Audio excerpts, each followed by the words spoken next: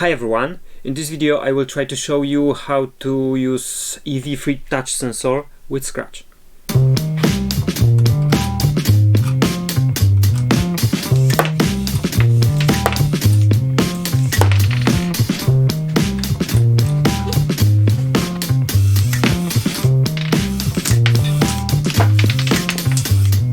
EV3 brick has 4 input ports which are marked with numbers 1, 2, 3 and 4.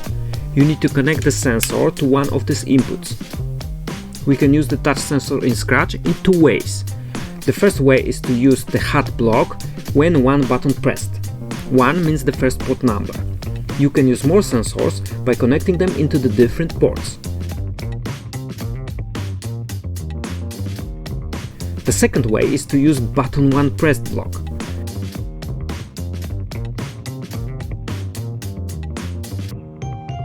We can use this block with if or wait until block.